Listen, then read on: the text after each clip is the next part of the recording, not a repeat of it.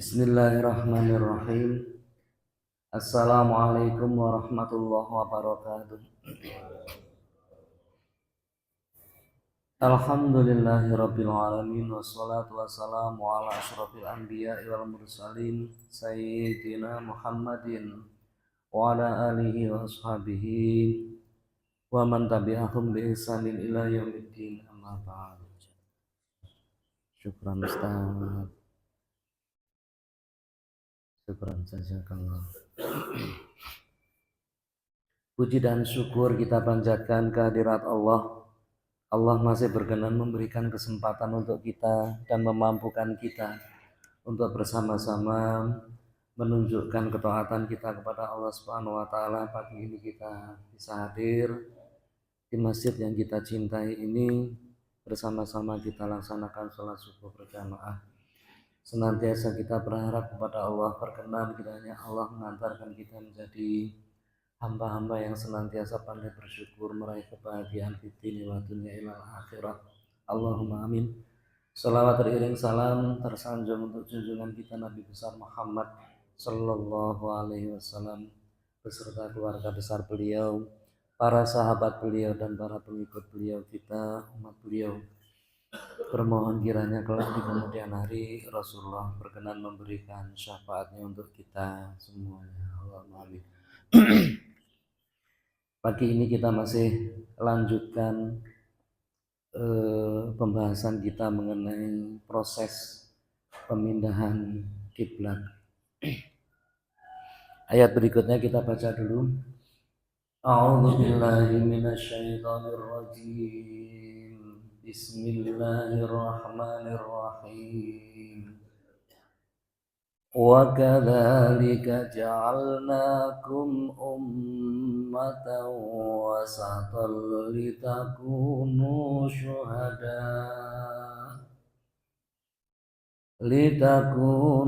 شُهَدَاءَ عَلَى النَّاسِ وَيَكُونَ الرَّسُولُ عَلَيْكُمْ شَهِيدًا وَمَا جَعَلْنَا الْقِبْلَةَ الَّتِي كُنْتَ عَلَيْهَا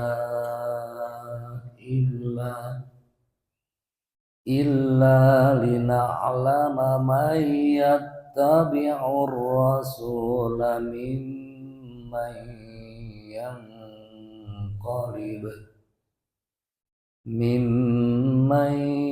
ينقلب على عقبيه وإن كانت لكبيرة إلا على الذين هدى الله وما كان الله ليضيع إيمانكم Innallaha bin-nasi lara'ufur rahim.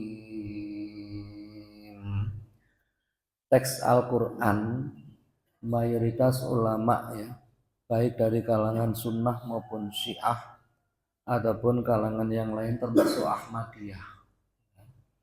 Jadi kalau kita berbicara masalah aliran, kita itu punya saudara banyak, Pak. Dari beberapa aliran itu, teks Al-Quran itu teks ya, saya berbicara teks ya. Artinya kalau teks itu ya yang tertulis ya, bentuknya hurufnya itu mayoritas memberikan atau meletakkan teks itu sebagai tulisan suci ya, tulisan yang punya nilai sakral gitu Pak ya. Berarti mayoritas ya, kalau saya sebut mayoritas berarti kan hubungannya dengan banyak dan sedikit gitu ya Pak ya. Mayoritas itu meyakini teks Al-Quran itu adalah kalimat-kalimat tulisan yang suci, karena Allah mengirimkan malaikat mengajarkan Al-Quran itu bukan dalam bentuk kalam.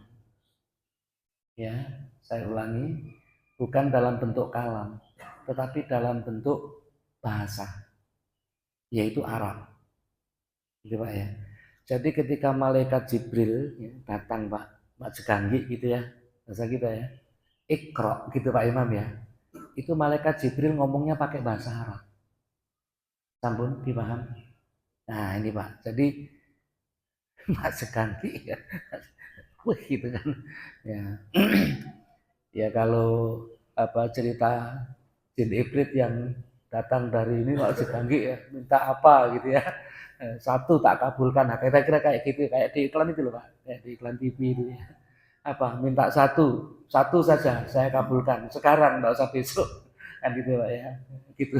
Itu nanti akan jadi cerita anekdotnya. Ini malaikat Jibril itu datang menuju menghadap Rasulullah itu, kalimatnya itu yang terucap itu adalah Iqra. Nah, kalimat Iqra ini adalah bahasa Arab. Maka mayoritas dari para pemeluk ya aliran, seluruh ya aliran yang ada itu teks itu mayoritas dianggap suci, sehingga ya karena konsekuensinya dianggap suci, baik kalamnya ataupun teksnya sampai kepada mushafnya nanti Pak, ini ya mushaf ya, mushaf itu ini itu memiliki nilai sakral, sehingga bawa Quran dengan bawa selain Al-Quran akan berbeda. Itu adalah konsekuensi. Jadi kalau kita mensakralkan, maka kita punya komitmen gitu ya, bahwa kitab Al-Quran dengan kitab selain Al-Quran akan berbeda. Itu konsekuensi. Debatable ya, saya boleh diprotes Pak, namanya berbeda. Ini kan mayoritas pendapat ya, mayoritas pendapat. Saya kira yang di masjid ini masih sepakat dengan pendapat ini. Ya. Ada yang berbeda, nggak sakral gitu. Artinya bahwa Quran seenaknya sendiri gitu kira-kira. Saya kira enggak. Jadi ada unsur. Ada sesuatu di balik yang kelihatan itu bernilai sakral. Karena bernilai sakral atau bernilai suci atau bernilai dimensi yang tinggi. Nah, itu saya bilang. Maka kemampuan manusia yang punya dimensi rendah ini tidak sanggup untuk menebak pastinya. Dimensi manusia itu dimensi yang sangat rendah, Pak. Kemudian harus mencerna dimensi yang sangat tinggi, bahkan melampaui batasan ruang dan waktu. Enggak akan mampu. Ya, ya sekarang gini Pak.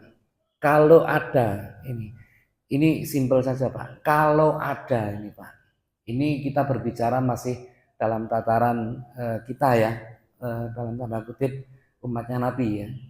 Kalau ada seorang yang punya kualitas ya kualitas pengetahuan, saya menyebut pengetahuan, yang pengetahuannya itu di atas rata-rata, apapun itu bentuknya. Ya. Misalnya mohon maaf ya, saya ini tidak punya background apa ya pendidikan secara formal, misalnya tidak punya background pendidikan secara formal, backgroundnya tidak ada. Jadi saya tidak melalui pendidikan yang formal. Pendidikan saya autodidak. Misalnya, pendidikan saya autodidak. Kemudian saya bisa mengatakan bahwa si A itu besok akan terjadi seperti ini. Si B besok akan begitu. Si C lain lagi, seperti ini. Besok dibuktikan tiga-tiganya tepat. Apa yang ada di pikiran Bapak? Kira-kira. Saya mengatakan, saya pengetahuan Pak ya, pengetahuan saya yang tadi otodidak itu, si A besok jam 10 akan begini, si B jam 10 akan begitu, si C akan seperti ini, yang begini, yang begitu, yang seperti ini besok jam 10 persis yang saya tebak, tepat. Apa yang ada di pikiran Bapak kalau sampai ada orang yang kayak gitu? Pak Abdullah kira-kira gimana? Hah? Apa yang ada ini? Kan macam-macam. Nah, kalau dari sini indra keenam, Pak Komandan dukun katanya. Yes, apa? Ah, apa? Kira-kira. Saya akan bilang pengetahuan Pak ya. Pengetahuan itu masih sifatnya netral, jadi tidak ada tendensi apa-apa. Dalam kehendak Allah juga macam-macam nanti akan mendapatnya. Nih, itu. Besoknya lagi, ya kira-kira kalau Pak Imam datang, ya, kan saya tebak tadi, Pak Imam besok begini gitu ya, kan tepat nih. Besoknya jam 10 datang ke saya, itu yang ada di dalam mindset kita sebagai orang yang dalam tanda kutip tadi itu pengetahuannya sangat rendah tadi itu, ya. Yang terpikir oleh kita ketika kita ketemu dengan orang yang bisa menebak jalan kita, apa Pak kira-kira? Hormat, takut, kagum, geleng-geleng kepala, bawa duit, macam-macam. Apa yang terjadi?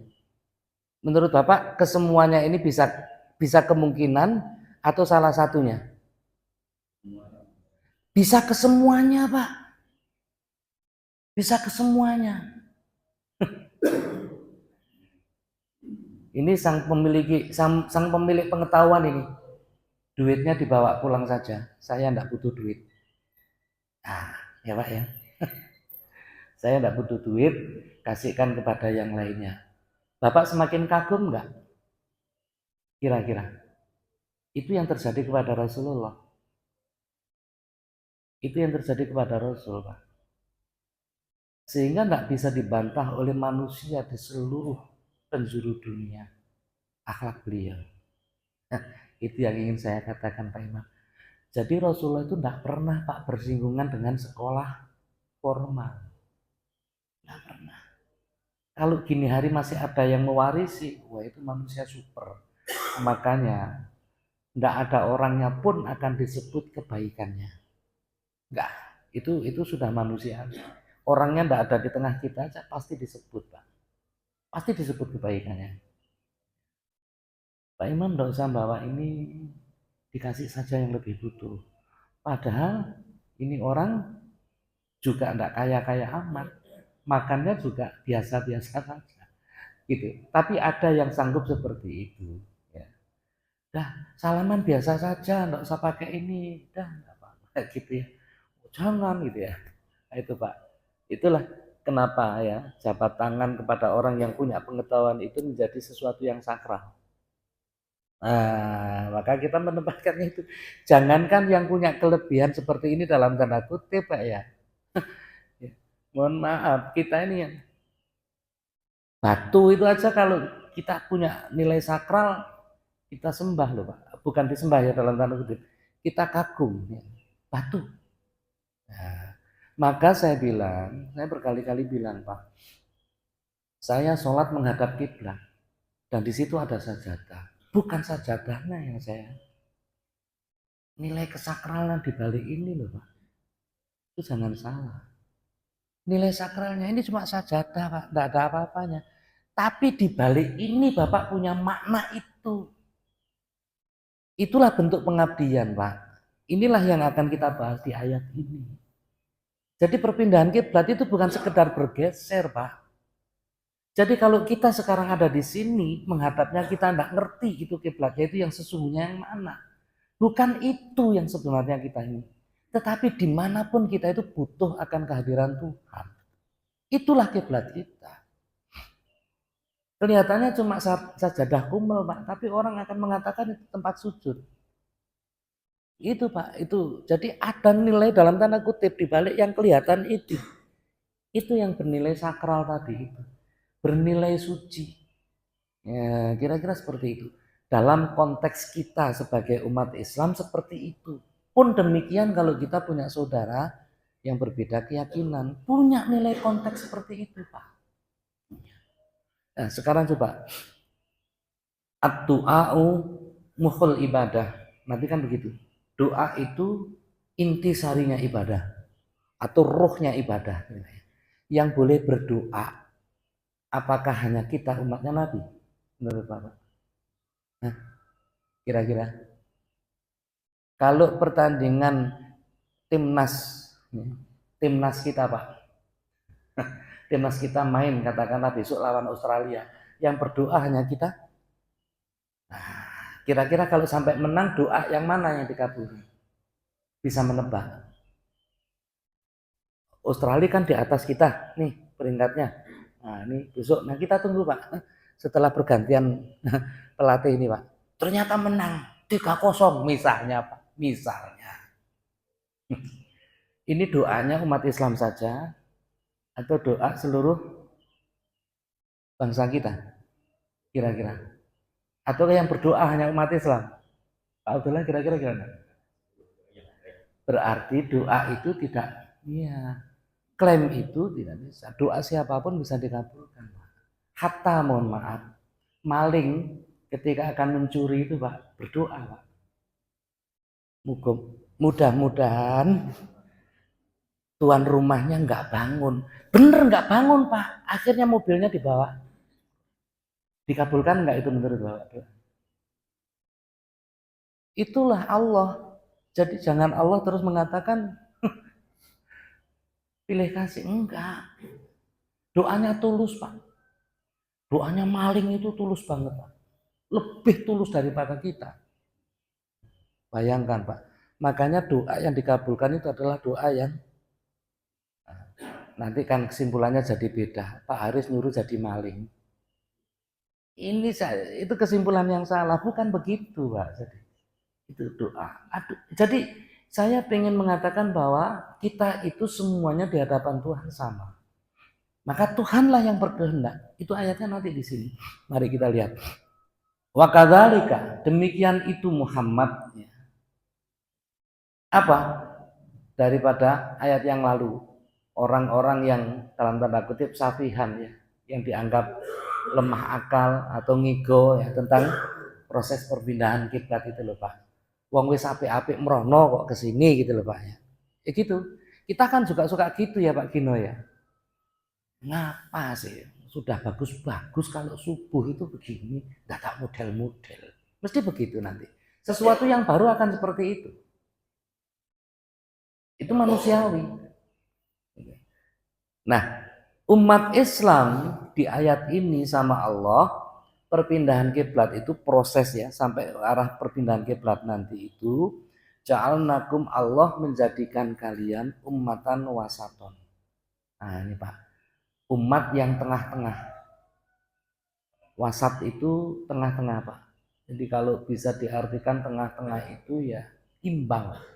Adil itu mungkin padanannya, tapi kalau saya memahami umatan wasaton itu umat yang tengah-tengah. Jadi tidak berat sebelah. Itu intinya seperti itu Pak. Jadi tidak berat sebelah. Mungkin saya pernah menggambarkan umatan wasaton itu seperti lingkaran yang titiknya itu tidak bergerak, yang bergerak itu ini Pak, jangka itu, jangka Pak, pernah lihat jangka itu Pak ya? Itu dia akan bisa putarannya itu akan sempurna kalau dia punya pegangan titik itu Pak. Jadi sebenarnya garis yang dibikin oleh lingkaran-lingkaran itu mau kecil atau besar itu kekuatannya bukan di pena yang melingkar itu, tapi kekuatannya ada di titik itu Pak. Enggak tahu sependapat apa enggak dengan pendapat saya ini. Jadi lingkaran itu Pak, itu akan terukur sama, itu kalau titiknya ini kuat, maka jarak ini akan sama Pak. Makanya itu rumus ya.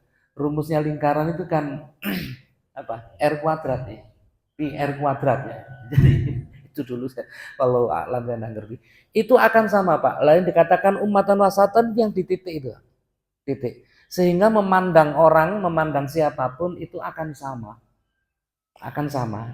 Itu umatan wasaton. Jadi tidak berat sebelah. Maksud saya tidak berat sebelah.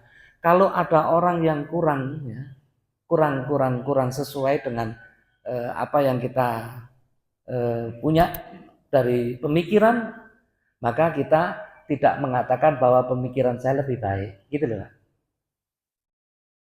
Itu namanya wasat ya. Jadi saya tidak bisa memaksakan semua orang sama pendapatnya dengan saya.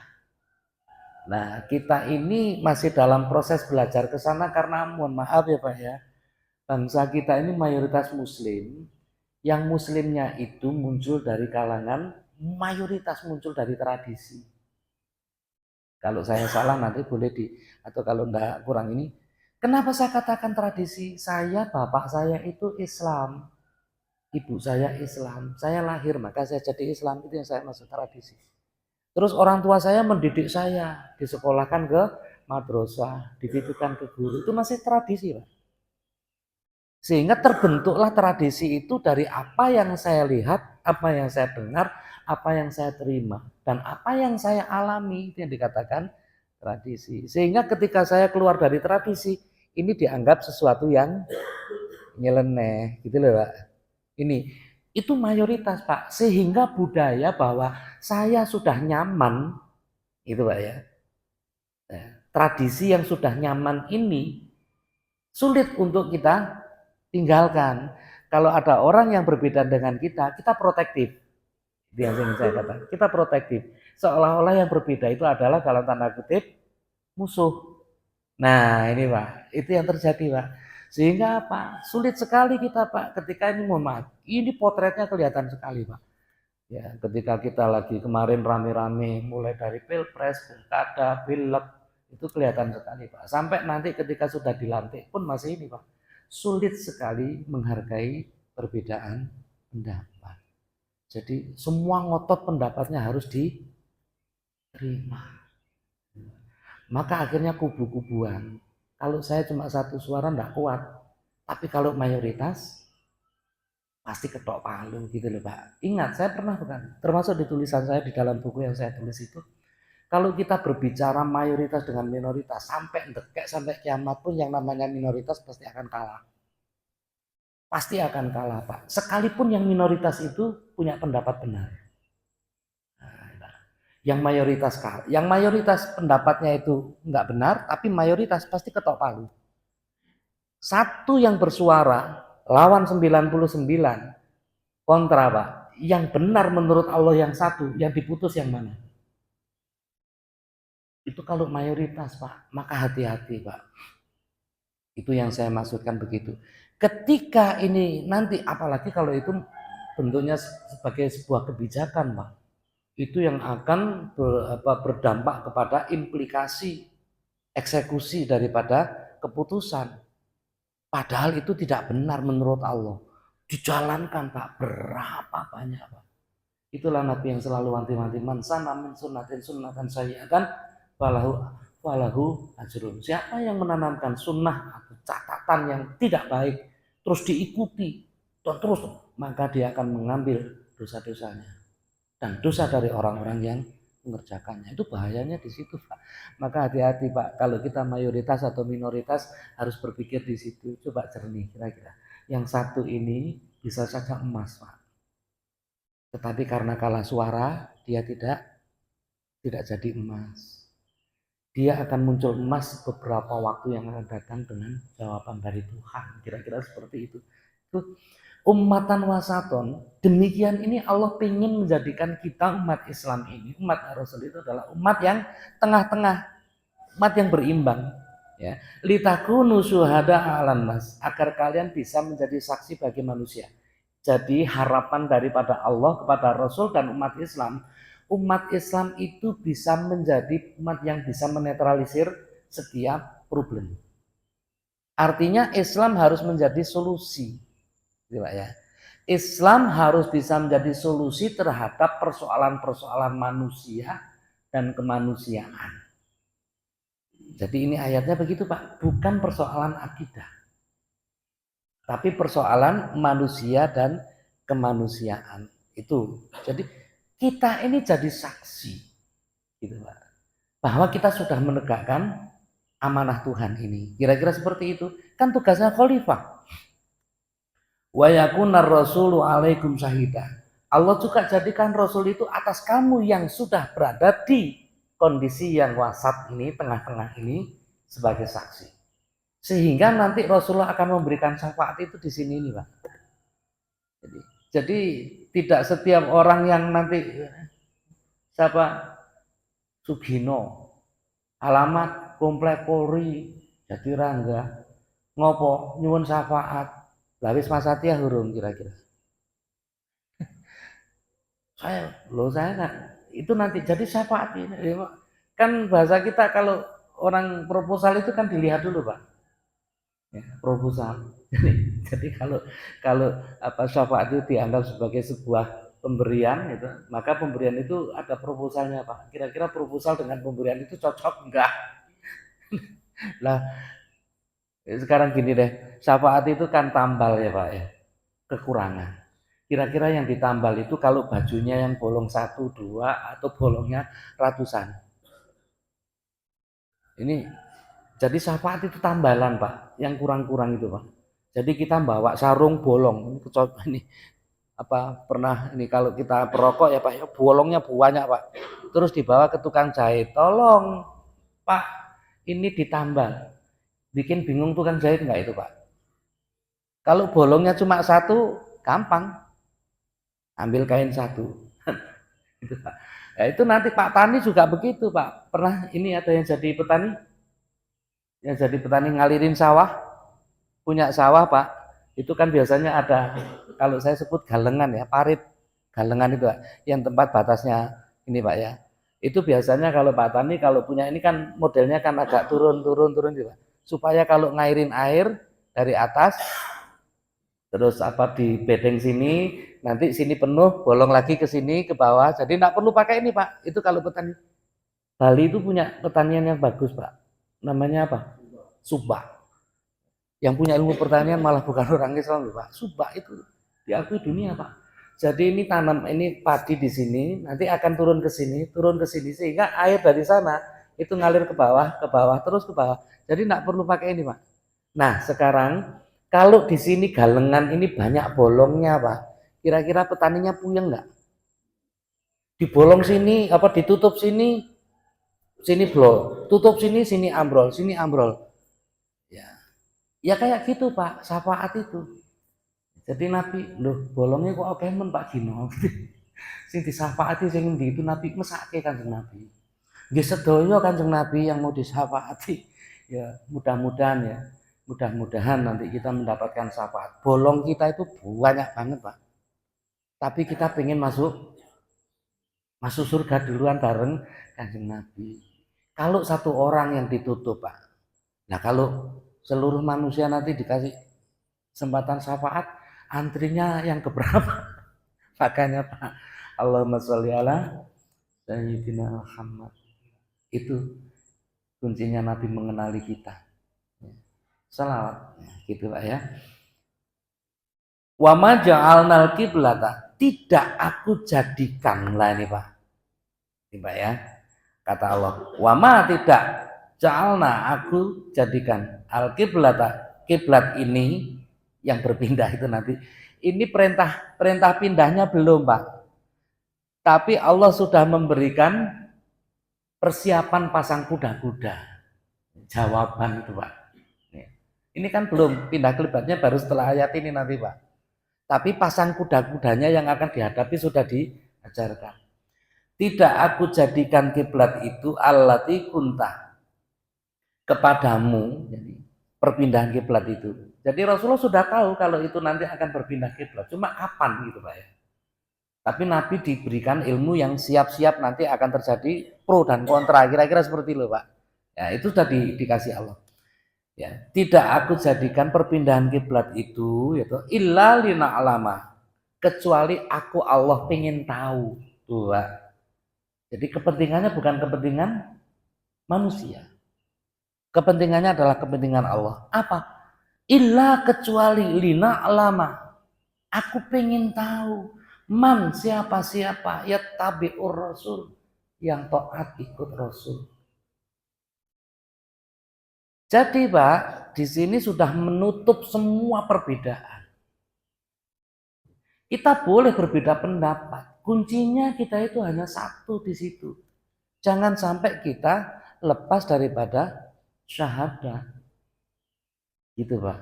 Boleh saya berbeda dengan Pak Imam, tapi jangan terus sampai jutaan gara-gara berbeda itu syahadatnya hilang Pak. Kan kita sudah sepakat. Asyhadu alla ilaha illallah wa asyhadu anna Muhammadur Rasulullah. Itu Pak, ingin dilihat itu Pak. Jadi boleh Pak, kita ndak pakai peci boleh. Kita ndak pakai gamis boleh.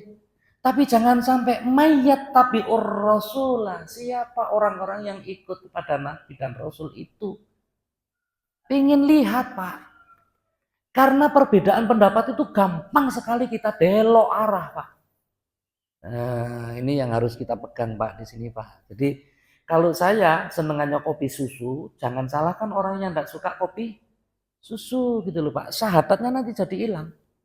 Itu kira-kira. Lu ini Allah yang bilang, aku pengen tahu siapa yang benar-benar tuhu ikut mayat tabi'ur rasul. Yang ikut Nabi. Kan nanti perpindahan itu kan seolah-olah ijtihad Nabi. Jadi Nabi menghadap ke utara, tahu-tahu menghadap ke selatan, menghadap ke makmum, Pak. Kalau itu terjadi, Pak, kan geger. Nih, saya menghadap ke sana, tahu-tahu saya sholat ini kan makmum dengan imam itu jadi begini, Pak. Itu kan terjadi kayak begitu. Kan jadi geger. Seolah-olah itu adalah pendapatnya Nabi. Perpindahan kiblat itu. Yang kalau pendapatnya Nabi berarti tidak sah lagi sebagai seorang pemimpin. Artinya apa? Pemimpin kok pelindak apa? Sebutannya apa? Ya, apa? Enggak ini enggak istiqomah itu loh, Pak, enggak ini. Apa bahasa kasarnya mencela-mencele gitu ya. Ya, gitu ya. Diikutin mencela-mencele. Iki siap gerak apa maju jalan, apa langkah tegap gitu ya. Baru juga mau langkah tegap kok sudah hormat. Lah ini piye toh? Diikuti. Makanya komandan upacara biasanya, Pak, itu harus orang-orang yang paham harus berbaris ya, Pak ya. Nasi komando salah, Pak. Lencang depan, gerak. Semuanya begini, Pak. Lo goblok, lah katanya lentang depan. Oh iya saya lencang kanan, lah bisa begini. Nah, komandannya salah gara-gara apa-apa. Itu Nabi akan diajarin kayak gitu, Pak. Jadi Allah itu pengen tahu perpindahan kiblat itu. Siapa-siapa orang yang taat kepada Nabi dan tetap berada di belakang Nabi. Ya, mimman dari orang-orang yang kolibu berpaling, membelot. Jadi kalau dikatakan hati bolak-balik kolbun itu, Pak. Jadi siapa yang tetap berada dengan Nabi dan siapa yang inilah butuhnya ya, fanatisme, Pak. Fanatisme yang dalam tanda kutip arti bagus ya, Pak ya. Jadi begini, Pak, bahasa kita. Jadi kalau ada pemimpin kita kejeblos, kita jangan lari. Ada istilah gitu. Bapak diajar, saya kira bapak-bapak diajarinnya kayak gitu ya. Sebagai seorang aparatur negara pasti diajarin. Jadi kalau ada anak buah yang ini jatuh, dia akan ngayomi, tapi kalau ada pimpinan yang jatuh, maka saya tidak akan meninggalkan. Itu komitmen, Pak. Kira-kira berlaku kayak gitu kira-kira. Mohon maaf, saya akan bilang. Jadi kalau jatuh, jangan sampai saya mengambil untung. Enggak apa-apa, kita jatuh bareng. Bahasanya kan seperti itu, Pak. Itu yang bisa menerapkan ini, Pak, yang paling kelihatan, yang sering saya lihat itu, Pak, di film-film actionnya orang-orang Barat. Ya, mungkin sama ya. Film actionnya Barat itu loh, Pak, yang apa, entah Rembo, entah apa gitu loh, Pak ya. Itu selalu begitu. Pengkhianatan itu akan muncul dengan kebenaran di mana orangnya ada sampai kapanpun saya pokoknya ikut sampean gitu loh, Pak. Itu ada. Saya sudah sami'na wa ata'na, sampean itu jadi imam saya. Maka sampean kemana saja, sampai ke liang ini saya ikutin. Nah, itu namanya jiwa militan, Pak. Fanatisme yang bagus. Itu Allah yang bilang, pengen lihat di antara kalian itu siapa yang tetap bersama Nabi, siapa yang membelot. Dan itu nanti terjadi, Pak. Allah akibai terhadap keputusan ini. Wa ingkanat, yang kayak gitu itu perpindahan kiblat itu lah kabirotan. Kabir itu besar, Pak. Abot maksudnya. Berat banget ya. Menerima keputusan itu berat banget, Pak. Keputusan itu. Jadi keputusan ini berat banget. Contoh yang paling berat itu, Pak, kalau kita nanti ayatnya di surat Al-Baqarah 153 itu ya. Walana buluannakum bisyai'im minal khawfi wal ju'i wa naqsi minal amwali wal anfusi wasamarat. Allah kasih ujian kalian itu makanan kurang, masih biasa. Ya. Lapar masih bisa tahan. Tapi ketika an-nafsun, nah, kematian, rasanya kita berat sekali menerima itu. Kenapa orang yang saya cintai, yang saya masih butuhkan, harus pergi meninggalkan dalam waktu sekejap yang tidak ada kabar sakit atau apapun, pulang ke rahmatullah. Rasanya berat, Pak. Itu, Pak. Beratnya itu kayak gitu itu. Jadi perpindahan kiblat itu diibaratkan sampai kayak gitu, Pak. Berat buat ini untuk menghadapi. Illa menjadi tidak berat kecuali alal ladzina hadallah, bagi orang-orang yang mendapatkan hidayah Allah. Pak, sholat subuh kalau bukan hidayah Allah berat. Datang ke masjid subuh-subuh gerimis kalau bukan hidayah Allah gak akan mampu. Maka Rabbana la tuzigh qulubana ba'da idh hadaitana. Jadi bukan kehebatan kita bisa di sini, itu bukan kehebatan kita. Bukan karena kita sehat. Ya. Sahabat Nabi ada yang ke masjid merangkak dalam keadaan sakit. Kita sehat bisa datang ke sini itu bukan karena kita sehat, tapi Allah yang memberikan hidayah. Maka ini yang harus kita minta. Jangan sampai hidayah itu tersabut setelah kita mendapatkan itu. Berapa banyak orang yang datang ke masjid sekali, 2 kali, 3 kali, 4 kali, ke-6, ke-7, ke-8, dan seterusnya tidak pernah bisa hadir. Bukan karena kita apa-apa. Oleh karena itu hal-hal yang tidak sesuai dengan keinginan hati kita, ya, itu adalah sesuatu yang sifatnya wajar manusiawi. Jangan sampai syahadat itu menjadi hilang. Itu patok. Saya bisa nggak nyaman dengan apa yang dikatakan oleh Pak Gino, bisa. Tapi jangan terus syahadat saya hilang. Itu loh Pak maksud saya. Maksudnya Allah itu gitu. Asyhadu anna Muhammad Rasulullah itunya loh Pak. Tetap dibawa sampai kapan. Bahwa kita ini adalah sama-sama gandul nanti itu kepada Rasulullah. Ya. Itu maksud saya, maksud daripada Allah. Wa ma kana Allah liyudhi'a imanakum. Allah ya tidak akan pernah mengurangi sedikit pun imanakum, iman kalian. Jadi perpindahan kiblat itu ya menjadi ujian bukan hanya bagi Rasulullah tetapi bagi sahabat-sahabat Nabi dan juga musuh-musuhnya Nabi. Semuanya diuji, Pak. Nah, gitu Pak. Dari sahabat Nabi nanti kenapa harus begini? Kalau dari musuhnya Nabi, tuh kan orang mencela-mencele. Nah, gitu. Udah aku tebak deh. Itu kira-kira Pak. Jadi ya kekurangan dari yang dilihat oleh manusia yang biasanya didukung gitu ya. Itu nanti akan gampang dijustifikasi. Aku sudah menebak, pura-pura itu menghadap ke sono. Itu kan hanya membahagiakan kita, gitu Pak. Pura-pura. Itu tuduhan-tuduhan nanti akan. Innallaha sesungguhnya Allah. Ayatnya saya enggak ngurangin. Innallaha sesungguhnya Allah bin nasi kepada manusia. Allah jelas-jelas menyebut bin nas bukan umatnya Nabi. Terhadap manusia itulah Raufur Rahim. Maha kasih, maha sayang. Apa bedanya Rauf dengan Rahman? Rauf itu kasih tapi dengan pemberian empati. Ya, itu Rauf Pak.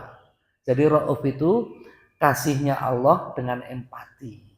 Contohnya Pak ya, orang yang tidak taat pun masih diberikan rezeki. Jadi jangan terus mengatakan kita ini sudah pinter ngaji hafal Quran tapi tetap ya rezekinya segitu-gitunya dibanding dengan orang yang tidak taat dalam tanda kutip sama sekali dan juga bukan muslim tapi rezekinya ngalir kayak sumber air yang tidak bisa dibendung. Pak, itu namanya Rauf. Rauf. Jadi Rauf itu adalah kasih sayang yang mirip dengan Ar-Rahman. Nah, Rahim berbeda. Raufur Rahim. Nah, di Bismillah kan Bismillahirrahmanirrahim. Tapi di sini perpindahan kiblat itu Allah menggunakan Raufur Rahim bukan Rahmanir Rahim. Artinya apa? Rauf itu kasih sayangnya Allah dengan empati. Empati itu bukan hanya ya Allah, duh, saknone yo, bukan hanya saknone tapi dia plek gitu loh Pak. Ya Allah, kasihan ya ini anak jatuh. Bukan hanya ngomong, tapi digendong, ditolong. Itu namanya Ra'uf. Jadi Allah itu seperti itu. Itu kepada manusia, bukan kepada hanya orang Islam. Ya, bin nasi kepada seluruh manusia itu Ra'ufur Rahim. Maka Karena ini statement Allah, ayat-ayat suci Al-Quran berbicara seperti ini. Tidak ada, ya, tidak ada ajaran bagi kita untuk iri terhadap apa yang dititipkan Allah kepada manusia. Tidak ada. Jadi misalnya mohon maaf Pak Komandan Irwan, tahu-tahu dikasih rezeki sama Allah beli Toyota Fortuner. Alhamdulillah. Mudah-mudahan ini doa Pak Komandan. Tidak perlu ada yang iri. Gitu loh Pak. Tidak perlu. Itu ra'uf. Dan tidak perlu kita ngomong tuyulnya berapa ya. Ini kan model-model kita kan kayak gitu. Jadi Pak, yang namanya orang yang di bawah nggak pernah boleh menikmati itu. Tukang rongsokan, jangan duduk di sini. Nah, itu kan gaya-gaya kita, gaya-gaya itu patriarkis ya. Kalau saya bilang patriarkis itu, sono, yang di sini yang kan gitu ya. Suka begitu kita. Ya, itu patriarkis, budaya patriarkis itu ya gitulah. Ya mohon maaf. Ya. Saya kadang-kadang mohon maaf Pak, sudah duduk di pojokan, Ustaz suruh di depan. Isin jane Pak ya, itu ada sengkring gitu sebenarnya ya Pak ya. Wah sudah enak-enak di sono kok Ustaz di depan nih. Apa sih gitu ya, kadang-kadang gitu. Oh ternyata yang membedakan beseknya jumlahnya beda. Agak mantan nun sewu ya. Itu saya sendiri ngerasain itu. Jadi ini bukan nggak bagus, ya ini adalah yang kita alami. Ya. Ini adalah budaya kita atau tradisi kita yang punya nilai luhur. Ya. Tergantung kita nanti menyikapinya bagaimana, ya sikapnya bagaimana gitu aja. Ya, mohon maaf ya, kalau ada kan komunitas ya, kalau saya bilang komunitas Pak ya, perkumpulan Pak, itu enggak kan. Kita kan kalau di sini Jamaah Masjid Al-Ikhlas Komplek Polri ini komunitas nih. Ya, ketua DKM-nya Pak Lukman. Itu komunitas nih. Nanti akan ada komunitas lagi ya. Jamaah Jamu Gendong Jatirangga. Nah, gitu ya. Pengajian Maulid Nabi yang diselenggarakan oleh Jamiyah Jamu Gendong Jatirangga. Berarti tukang jamu semua nanti Pak. Ustadz kon minum jamu. Pences pleng gitu ya Pak ya. Ngajinya tetap itu komunitas. Nah nanti begitu lagi. Jamiyah apalagi ngadakan Isra Mi'raj. Jadi itu plusnya bagi saya. Banyak yang kayak gini nih Pak. Acara di sini ya yang hadir ini tapi di KM. Acara di sini jamu gendong ya ada di situ. Jadi Isra Mi'raj tetap materinya sama.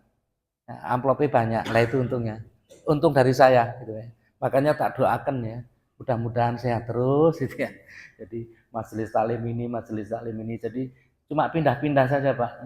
Orangnya itu aja, tapi majelis taklimnya beda-beda. Kan semuanya kalau Isra Mi'raj pengen Isra Mi'raj Pak ya.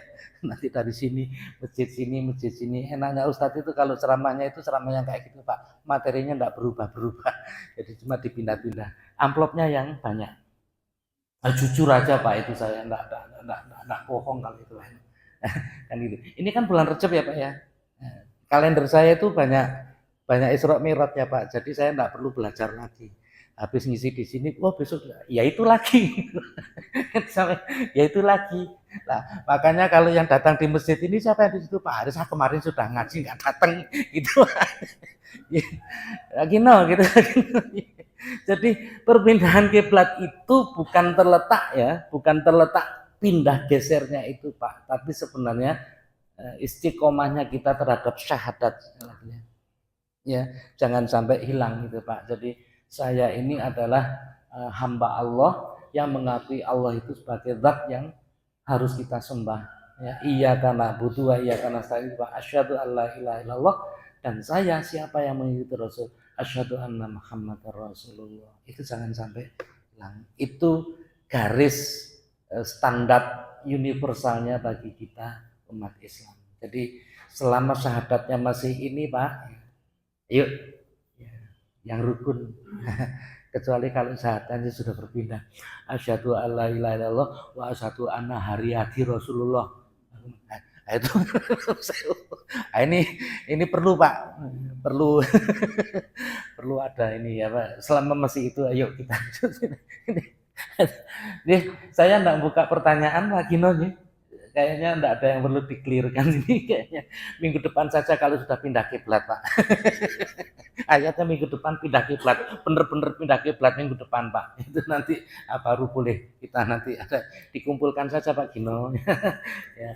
Kita tutup dengan doa kafaratul majlis bersama-sama. Bismillahirrahmanirrahim. Subhanakallahumma bihamdika asyhadu an la ilaha illa anta astaghfiruka wa atubu ilaik. Kalau ada yang kurang-kurang mau dibukakan pintu maaf. Billahi taufiq wal hidayah. Assalamualaikum warahmatullahi wabarakatuh.